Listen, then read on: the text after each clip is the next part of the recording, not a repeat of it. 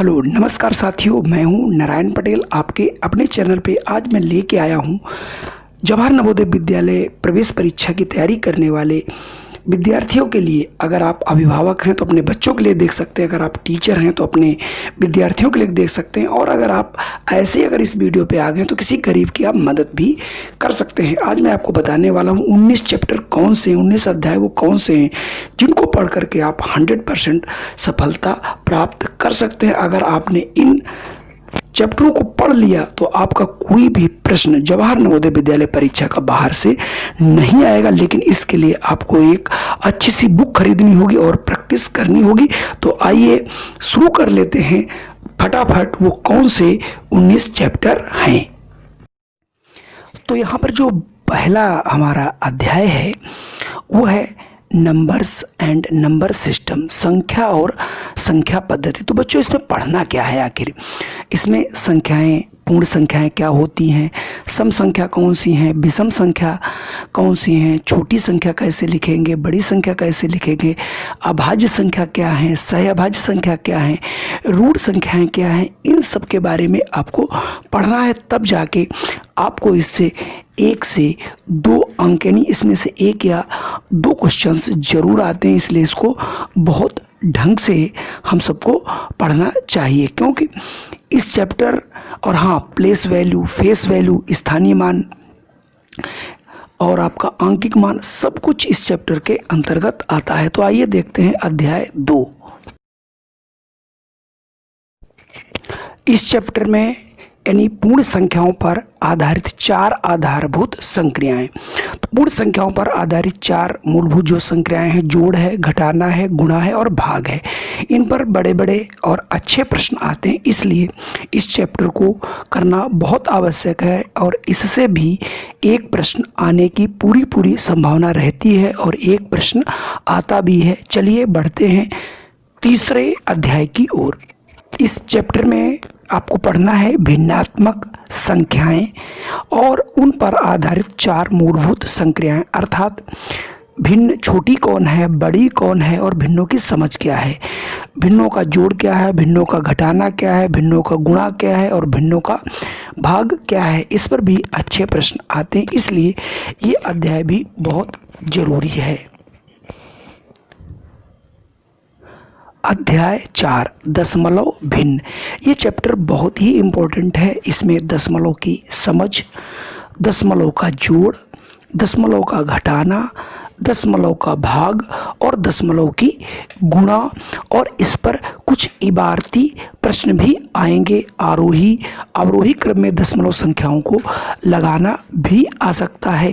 तो ये एक अच्छा चैप्टर है। इसमें से 1 से 2 प्रश्न मिलने की पूरी संभावना है।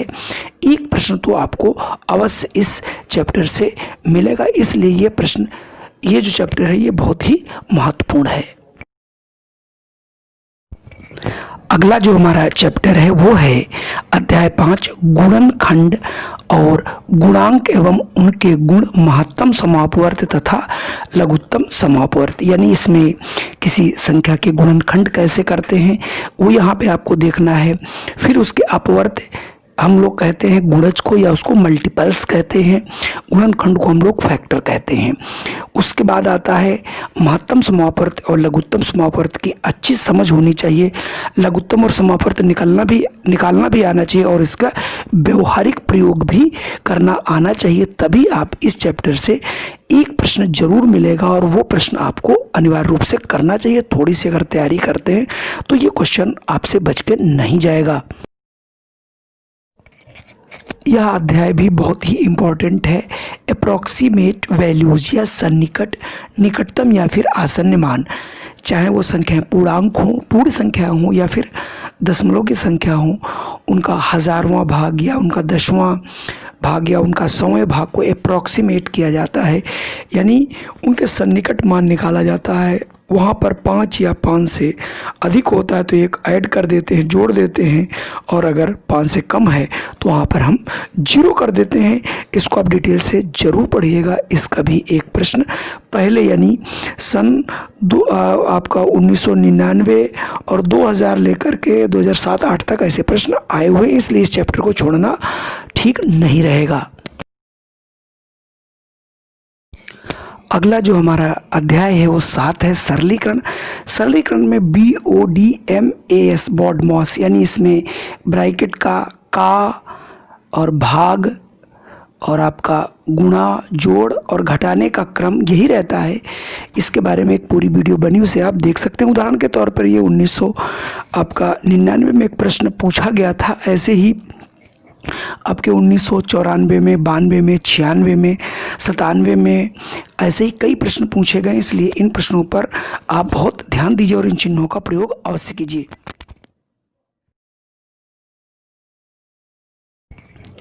तो बच्चों, इस चैप्टर में बहुत कुछ कोर्स है। हमारी पहले घड़ी से अगर संबंधित हम लोग देखते हैं तो 1 मिनट में 60 आपके सेकंड होते हैं और 1 घंटे में 60 मिनट होते हैं और 1 दिन में 24 घंटे होते हैं। ठीक इसी प्रकार से 1 महीने में 28 दिन, 29 दिन, 30 दिन या 31 दिन होते हैं, उनको आपको पढ़ना है। 1 वर्ष में 12 महीने होते हैं और 1 वर्ष में 365 अथवा 66 दिन होते हैं। ठीक इसी प्रकार से जनवरी, फरवरी, मार्च, अप्रैल यानी दिसंबर तक महीनों में कितने कितने दिन होते हैं, कितने आपके दिन होते हैं, मतलब सोमवार, बुधवार, शुक्रवार, इनके नाम भी याद रखने हैं।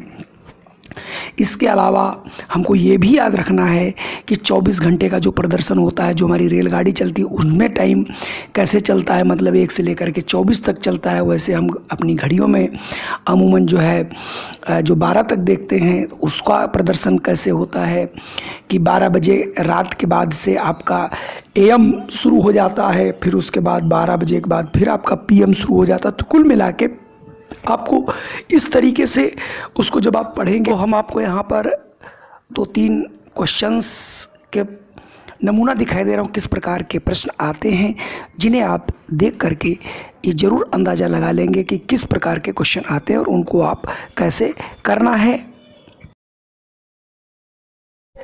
अगला हमारा चैप्टर है औसत, या उसे एवरेज कहते हैं। ये चैप्टर बहुत ही इम्पोर्टेंट है और इस पर भी कभी न कभी कोई क्वेश्चन आपके 92, 87 और 88, 87 और 86 में भी प्रश्न इससे पूछे गए। इसलिए ये चैप्टर जो है काफ़ी इम्पोर्टेंट है। सभी को पता होगा औसत बराबर होता है दी गई राशियों का योग बटे राशियों की कुल संख्या, और इसी प्रकार से आप 5 संख्याओं का अगर औसत है तो 5 संख्याओं को जोड़ करके 5 से भाग कर देते हैं, तो ये इस प्रकार से औसत निकालते हैं। तो हम इसमें आपको कुछ उदाहरण भी दे रहे हैं, जिनको आप देख करके अंदाज़ा लगा सकते हैं कि पूर्व वर्षों में किस प्रकार के क्वेश्चंस आते हैं। इन्हें देखकर आप अवश्य लाभान्वित होंगे।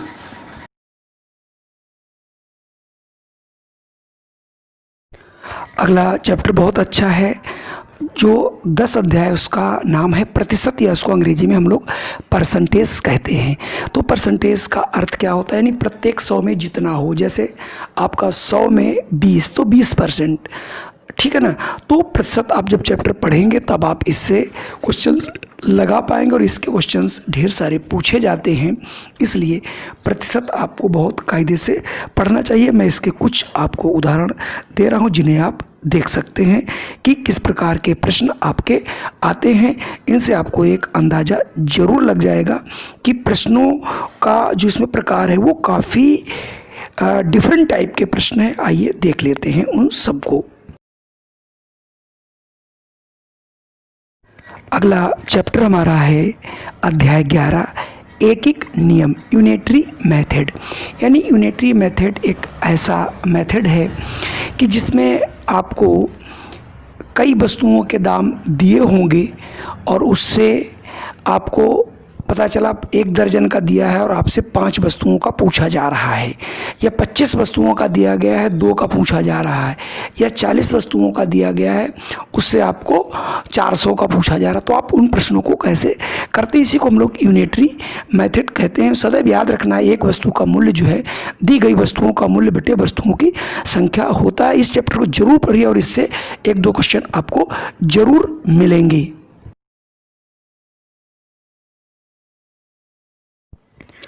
अध्याय 12 लाभ और हानि, ये भी चैप्टर बहुत इंपॉर्टेंट है और आपके कोर्स का ही है। सभी बच्चे जानते हैं लाभ क्या होता है। जब हम कोई चीज़ खरीदते हैं और ज़्यादा में बेचते हैं तो लाभ होता है, और जितने की खरीदते हैं उससे कम में बेचते हैं तो उसे हानि होती है। लेकिन यहाँ पर लाभ और हानि इतने से ही काम चलने वाला नहीं। प्रतिशत लाभ क्या होता है, प्रतिशत हानि क्या होती है, विक्रय मूल्य क्या होता है, क्रय मूल्य क्या होता है, उनके फार्मूलेज क्या, इस प्रकार के प्रश्न आएंगे। जब आप इसे पढ़ेंगे तभी आपको ये कर पाएंगे।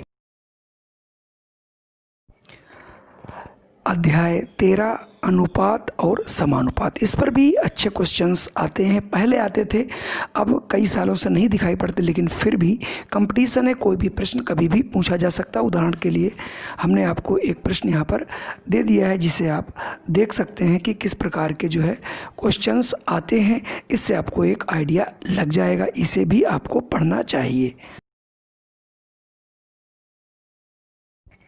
अगला जो चैप्टर है वो बहुत इम्पोर्टेंट है, अध्याय 14 समय और कार्य। वैसे तो ये जो चैप्टर है, जो अध्याय है, ये हमारे कोर्स में नहीं है, लेकिन प्रतियोगी परीक्षाओं में अक्सर इससे प्रश्न पूछे जाते हैं। और जवाहर नवोदय विद्यालय प्रवेश परीक्षा में इससे 1 से 2 प्रश्न कई बार पूछे गए हैं और बराबर पूछे जा रहे हैं। चाहे 16 की परीक्षा रही हो, 14 की रही हो, आपकी 13 की रही हो, 86 में रहा हो, 87 में रहा हो, मतलब ऐसे प्रश्न आपसे पूछे गए हैं। तो ये चैप्टर इग्नोर करना ठीक नहीं। इस पर भी काफ़ी क्वेश्चंस हमने आपको दे दिए, उनको आप देख सकते हैं। अगला हमारा चैप्टर है अध्याय 15 समय और दूरी।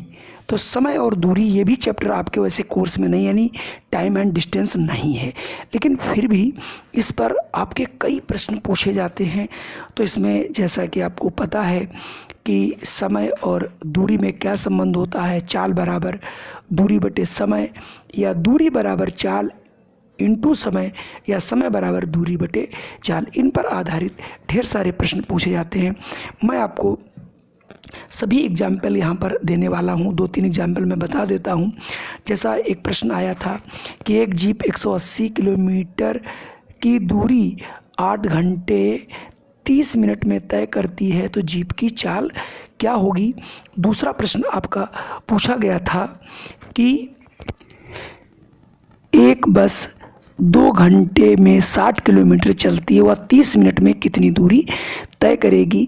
इसी प्रकार से आपका एक अगला प्रश्न था, गुरमीत ने कार द्वारा 108 किलोमीटर की दूरी 2 घंटे में तय की, तो कार की चाल मीटर प्रति सेकंड में क्या होगी। इसी प्रकार से ढेर सारे क्वेश्चन आते हैं जिन्हें आप प्रैक्टिस करेंगे। इसके लिए आप कोई एक अच्छी सी बुक ले लेंगे तो आपका ये चैप्टर बहुत अच्छा तैयार हो जाएगा। अगला अध्याय 16 साधारण ब्याज है। साधारण ब्याज आपके कोर्स का ही है और इसमें से ढेर सारे प्रश्न पूछे जाते हैं। आपको इसमें मूलधन क्या होता है, अवधि क्या होती है, ब्याज क्या होता है, ब्याज की दर क्या होती है, मिश्र धन क्या होता है, ब्याज बराबर मूलधन इंटू दर इंटू समय बटे 100। फिर आप इसको अलग अलग करके निकाल सकते हैं। मिश्र धन बराबर मूलधन प्लस ब्याज। बहुत प्रकार के इसमें से क्वेश्चंस आते हैं और इसमें से कम आपको 1 से 2 प्रश्न हर साल आते हैं। इसमें मैं आपको 2-3 प्रश्न लिख दूंगा, हालांकि प्रश्न आपको बुक से मिल जाएंगे, इसलिए इस चैप्टर को पढ़ना बहुत ज़रूरी है, क्योंकि इससे आपके कम से कम 1 या 2 प्रश्न मिल जाते हैं। आप इसके कई उदाहरण मैं आपको इसमें डाल रहा हूँ, जिसे आप ज़रूर देख लें।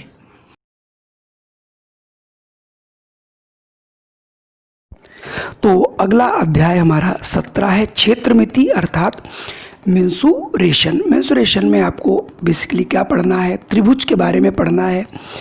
त्रिभुज का क्षेत्रफल क्या होता है, त्रिभुज का परिमाप क्या होता है, या फिर आयत का परिमाप क्या होता है, आयत का क्षेत्रफल क्या होता है, वर्ग का परिमाप क्या होता है, वर्ग का क्षेत्रफल क्या होता है, चारों दीवारों का क्षेत्रफल क्या होता है, ये सारी चीज़ें आपको पढ़नी पड़ेंगी।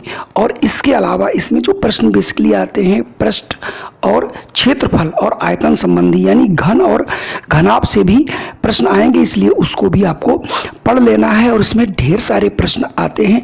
ये चैप्टर बहुत ही इम्पोर्टेंट है और इस चैप्टर को जब आप पढ़ेंगे तो इसमें देखेंगे जो परिमाप है, जो क्षेत्रफल है, उनके एप्लीकेशन पर भी प्रश्न आएंगे। इसके पहले मैंने कई उदाहरण आपको डाल दिए जिससे आपको इसका अंदाजा लग जाएगा। बच्चों, हमारा अगला अध्याय 18 आंकड़ों का प्रबंधन या मैनेजमेंट ऑफ डाटा। आप देख रहे होंगे यहाँ पर हमारा जो पहला चित्र दिया गया, इसमें एक आयत है जिस पर आधारित प्रश्न है, फिर पाई चार्ट है, फिर कुछ आपके साथ कुछ चित्र बने होंगे, उन चित्र की एक वैल्यू दी होगी, उसके आधार पे उनके मान निकालने होंगे। इस प्रकार के ढेर सारे प्रश्न आते हैं। एक अच्छी सी बुक लेकर के आप इनकी अच्छी प्रैक्टिस कर सकते हैं। हालांकि पिछली वर्ष इससे कोई क्वेश्चन नहीं आया था। अगला अध्याय हमारा है संख्या श्रेणी या वर्ग पहेली।